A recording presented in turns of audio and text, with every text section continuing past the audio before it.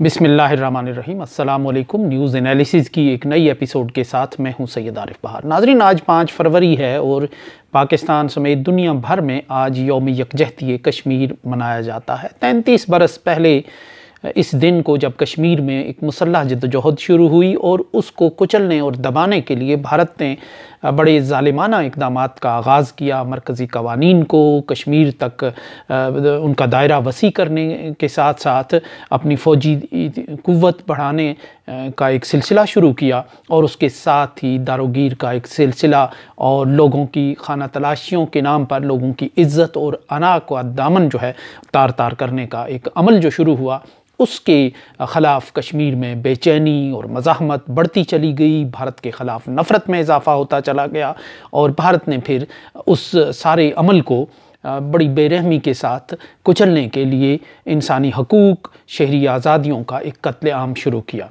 उस रद्द-ए-अमल में पाकिस्तान में उस वक्त काज़ी हुसैन अहमद साहब ने, जो अमीर जमात इस्लामी थे, उन्होंने इस तहरीक के साथ कश्मीर में होने वाले मज़ालिम के ख़िलाफ़ एहतिजाज का एक ऐलान किया और 5 फरवरी का दिन इसके लिए मुकर्रर हुआ। और उस वक़्त मियाँ नवाज़ शरीफ वज़ीर आला पंजाब के तौर पर उन्होंने इसको ऑन किया, जो इस्लामी जमहूरियत इत्तेहाद के वज़ीर आला थे, और फिर बिलाखिर जो वज़ीर आज़म बेनज़ीर भुट्टो थी, उन्होंने भी इसको ऑन किया। और उसके बाद से ये दिन मनाया जाता है कश्मीरियों से यकजहती के लिए और इस तहरीक से यकजहती के लिए। ये तो एक इस सारी सूरत हाल का मुस्बत पहलू है, लेकिन यकजहती के जो अमली तकाज़े हैं उस तरफ किस हद तक पेशरफ्त हुई और जो दबाव कश्मीरियों ने अपने लहू से बनाया हुआ था, उस दबाव को रफ्ता रफ्ता हर गुज़रते दिन के साथ किस अंदाज से डिफ्यूज़ किया गया, ये एक अलग कहानी है। आज इस मौका पर मैं पाकिस्तान के एक मारूफ दानिश्वर जनाब सलीम मंसूर खालिद की जो किताब मुझे भिजवाई है, उन्होंने उस पर बात करना चाहता था। 5 जो फरवरी की रेलिवेंस के अंदर इस किताब का उन्वान है कश्मीर 5 अगस्त 2019 के बाद। ये कश्मीर के हालात पर लिखे जाने वाले मज़ामीन का एक मजमुआ है, जिसमें बहुत कारआमद, मुफीद और मालूमाती मज़ामीन भी शामिल हैं। वैसे ही तबरक के तौर पे इन्वर्टेड कामाज़ में मेरा भी एक मज़मून इसमें शामिल है, लेकिन इसमें डॉक्टर राधा कुमार, भारत की जो एक मारूफ दानिश्वर हैं और जामिया मिल्लिया में वो उस्ताद रही हैं, मेरी उनसे मुलाकात भी रही है, उनका एक आर्टिकल है। एजी नूरानी बड़े मारूफ भारतीय दानिश्वर हैं, उनका आर्टिकल है। और बिलखसूस इफ्तिखार गिलानी साहब जो कश्मीर के एक बड़े मारूफ सहाफ़ी हैं, उनके कई मज़ामीन मालूमात में भी इजाफ़ा करते हैं और इस मसले की बारीकियों को समझने भी मदद देते हैं। डॉक्टर ग़ुलाम नबी फ़ाई साहब और दूसरे बहुत से लोगों के मज़ामीन जो 5 अगस्त 2019 के बाद कश्मीर की इस सूरत हाल या इससे थोड़ा सा रिलेटेड जो सूरत हाल थी उस पर शाया हुए। तो बहुत ख़ासे की चीज़ है, बहुत अच्छी मालूमाती किताब है, दस्तावेज़ है एक तारीख़ की, जो सलीम मंसूर खालिद साहब ने, जो एक हमारे ज़माना तालिब इल्मी में से हम उनको पढ़ते चले आए हैं। अलबदर नामी एक किताब उन्होंने लिखी थी जिसमें बहुत जज्बाती टच भी था, लेकिन इसके साथ साथ उन्होंने मशरक़ी पाकिस्तान में हमाकतों, गलतियों और उसकी जो सारी जिहाद थी मसले की, जिनसे वो मसला पैदा हुआ और पाकिस्तान के लोगों ने, इस्टेब्लिशमेंट ने किस तरह उसको टैकल करने की नाकाम कोशिश की, उस सारी सूरत हाल पर भी बहस की थी। तो ये बहुत अहम और मालूमाती किताब थी। लेकिन इसके साथ ही, और मैं इस पे तबसरे के लिए कुछ चीज़ें मार्क कर चुका था और जिनमें जनरल परवेज़ मुशर्रफ और सैयद अली गिलानी की मुलाकात का अहवाल था, जो मैंने वहाँ ख़ुद श्रीनगर में भी सुना।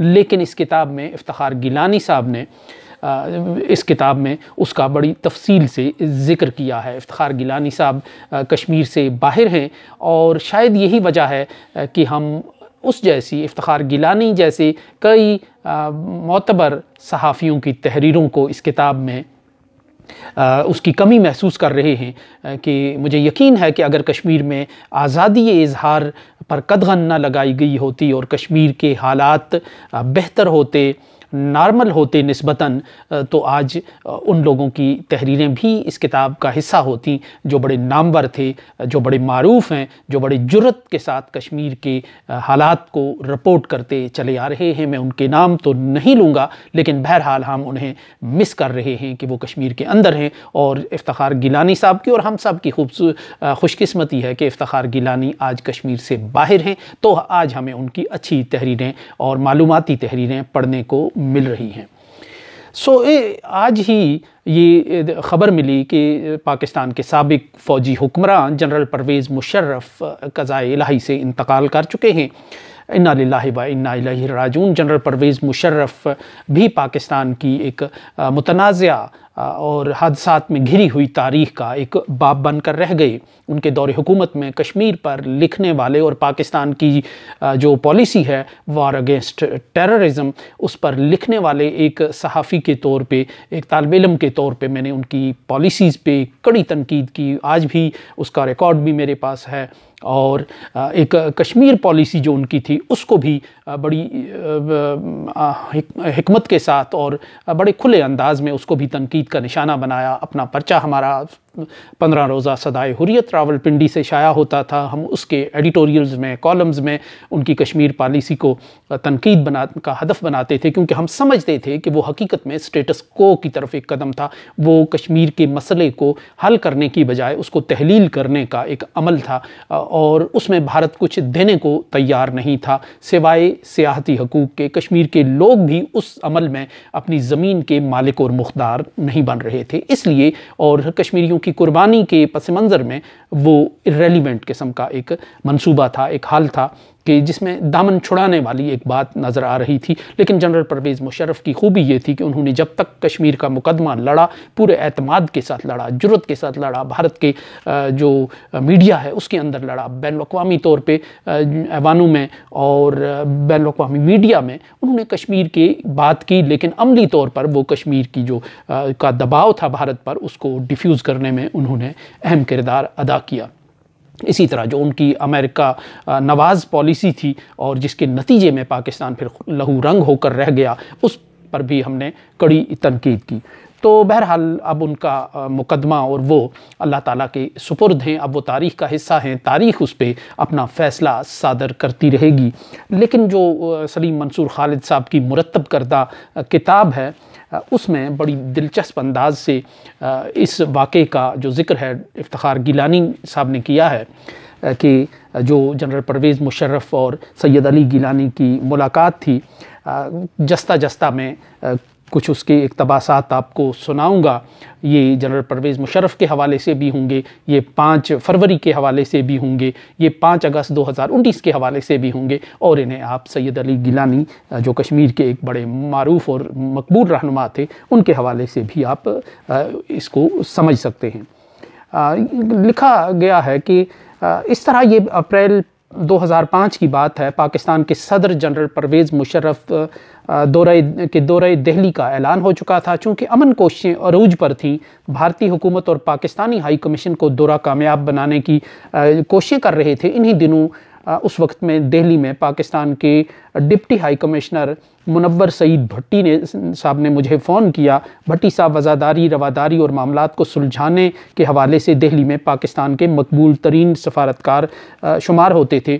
और इस मुलाकात का मुख्तसर करूँगा मैं, इसका ख़ुलासा बयान करूँगा कि भट्टी साहब ने इफ्तिखार गिलानी को कहा कि इफ्तिखार गिलानी चूँकि सैयद अली गिलानी के दामाद भी थे, कि आप अपना इन्फ्लुएंस इस्तेमाल करें कि जब जनरल परवेज़ मुशर्रफ की और सैयद अली गिलानी की मुलाकात हो तो सैयद अली गिलानी बलोचिस्तान का जिक्र ना करें, अकबर बुगटी को इंगेज करने का जिक्र ना करें, उनके साथ मुज़ाकरात का जिक्र ना करें और ताकत का इस्तेमाल करने का जिक्र ना करें। सैयद अली गिलानी का अपना एक मौक़िफ़ था कि पाकिस्तान ने ताकत का इस्तेमाल करके इसी तरह हातमी मरहले पर मशरक़ी पाकिस्तान को खोया है। अब दोबारा बलोचिस्तान में, जहाँ उन्हें साफ नज़र आ रहा था कि भारत की इन्वॉल्वमेंट है, अमेरिका की इन्वॉल्वमेंट है और बहुत सी फोर्सेस की इन्वॉल्वमेंट है, तो वहाँ अगर ताकत का इस्तेमाल किया गया तो इन हालात से चूँकि बेचैनी फैलेगी और फिर वो दोबारा कोई सानहा रूनमा हो सकता है। तो लेकिन इफ्तिखार गिलानी कहते हैं कि उन्होंने इस पे माजरत की और कहा कि मैं इस हवाले से कोई रोल अदा नहीं कर सकता, वो एक पॉलिटिशियन है और मैं एक सहाफ़ी हूँ, तो हम इस हवाले से। लेकिन इफ्तिखार गिलानी ने अपनी अहलिया के ज़रिए सैयद अली गिलानी साहब तक ये पैगाम उनका पहुँचाया कि वो अगर पाकिस्तान की दाखिली सियासत पर बात ना करें तो अच्छा है। तो यहाँ इफ्तिखार गिलानी साहब लिखते हैं कि दरअसल गिलानी साहब ने श्रीनगर में बलूचिस्तान में पाकिस्तान के फ़ौजी ऑपरेशन के ख़िलाफ़ चंद बयानात दिए थे और नवाब अकबर बुगटी के साथ इफ़हाम व तफ़हीम से मामलात हल करने पर ज़ोर दिया था। तो ये भट्टी साहब का कहना था कि कश्मीरी रहनुमाओं और ख़ुसूसन गिलानी साहब का पाकिस्तान की चोटी की लीडरशिप के साथ मिलने का बड़ा नादर मौका है और ये एक नायाब मौका है जिसमें कश्मीर की तहरीक को दरपेश मसाइल को हल करवाया जा सकता है, इसलिए अकबर बुगटी का जिक्र न करना। तो यहाँ ये बड़ी दिलचस्प बात है कि जब ये मुलाकात हुई तो गिलानी साहब ने तो इसका ज़िक्र नहीं किया, अकबर बुगटी का ज़िक्र नहीं किया, चूँकि उनकी साहबजादी के ज़रिए ये पैगाम उन तक पहुँच चुका था और शायद उन्होंने इस हवाले से बात नहीं की। लेकिन जनरल परवेज़ मुशर्रफ के जहन के किसी गोशे में था कि गिलानी पलटते ही जो वार करेंगे वो यही होगा कि बलूचिस्तान में आप क्या कर रहे हैं, इससे हमारा मौक़िफ़ कमज़ोर हो रहा है, हमारी जो पोजीशन है वो ख़राब हो रही है और भारत को प्रोपेगंडे का मौका मिल रहा है। तो जब उनकी मुलाकात हुई तो यहाँ इफ्तिखार गिलानी लिखते हैं कि बहरहाल दोपहर 4 बजे जब लियाकत अली ख़ान मरहूम की दिल्ली में रहायशगाह और मौजूदा पाकिस्तान हाउस में वो पहुँचे तो ताकत के नशे में सरशार जनरल परवेज़ मुशर्रफ साहब ने उनके वफ़द में शामिल दीगर अरकान से हाथ नहीं मिलाया, जिनमें सैयद हसन असफ़वी, अंजमन शरियान एशिया और नईम अहमद ख़ान सदर नेशनल फ्रंट, सादुल्ला तांत्रे फरीदाबाद, शेख अली मोहम्मद जमात इस्लामी शामिल थे। कुर्सियों पर बैठते ही गिलानी साहब ने कहा कि इनसे हाथ मिलाने से आपके हाथ मैले नहीं होंगे। इस वालेहाना इस्तकबाल के बाद मुशर्रफ ने छूटते ही कहा, गिलानी साहब आप आए दिन बलूचिस्तान के मामलात में टांग अड़ाते हैं, आखिर आपको वहाँ की सूरत हाल के बारे में क्या पता है, आप बलूचिस्तान की फ़िक्र करना छोड़ दें। इस तरह परवेज़ मुशर्रफ साहब ने ख़ुद ही बलूचिस्तान का जिक्र छेड़ा और हाज़रीन मजलिस के मुताबिक गिलानी साहब ने जवाब दिया कि कश्मीर काज़ पाकिस्तान की बका से मुंसलिक है, इसलिए इसकी जोग्राफियाई सलामती और इसकी नज़रियाती सरहदों के तहफ़्फ़ुज़ की हम सबको फ़िक्र है। आप अपने लोगों के ख़िलाफ़ ताकत का इस्तेमाल न करें। इस पर मुशर्रफ साहब ने कहा कि गिलानी साहब आप हमारी अपोजिशन की बोली बोलते हैं और फिर अपने कश्मीर फार्मूले की मुखालफत पर गिलानी साहब से ज़रा तल्ख़ी में बात की। गिलानी साहब ने जवाब में बड़े मोहतात लफ्ज़ों में मुशर्रफ साहब की अफ़गान पॉलिसी और अमेरिका की मदद से अपने शहरियों को कत्ल करवाने के अमल पर कदरे सख्त बात की। यूँ सिर्फ 20 मिनट की ये मीटिंग इस तरह की खैर सगाली पर ख़त्म हुई कि तो गिलानी साहब साथियों के साथ उठकर कमरे से बाहर चले गए और वज़ीर ख़ारजा शाह महमूद कुरैशी साहब ने आगे बढ़कर अलग कमरे में मुलाकात में कहा कि हमें कश्मीर पर कंप्रोमाइज़ के नकात पर गौर करना चाहिए। गिलानी साहब ने कहा, मोहतरम कसूरी साहब, अगर आप लोग ये बोझ नहीं उठाना चाहते तो हमें हमारे हाल पर छोड़ दें, हम अल्लाह के भरोसे से जद्दोजहद जारी रखेंगे और फिर इंडिया से वापसी पर मुशर्रफ के हुक्म पर पाकिस्तान में उनके दफातर बंद कर दिए गए। 1 साल बाद नवाब मोहम्मद अकबर बुगटी को एक गार में हिलाक किया गया तो वो उस पर सख्त नालां थे। इसका जिक्र बाद में 2011 में उन्होंने उस वक्त की पाकिस्तान की वज़ीर ख़ारजा हिना रब्बानी खार से एक मुलाकात में भी किया। तो ये एक अहम नुक्ता था। इसके अलावा बहुत सी ऐसी बातें हैं कि जिनमें भारत का माइंडसेट जो है वो सामने आता है। बहुत से तहरीरों में, बहुत से पैराग्राफ में इस किताब के जिनसे अंदाज़ा होता है कि भारत ने ये फ़ैसला जो है वो अलल टप नहीं उठाया, बल्कि इसकी गहरी मनसूबा बंदी शामिल थी। सो आज के लिए इतना ही। इसके साथ ही इजाज़त दीजिए। अल्लाह निगहबान।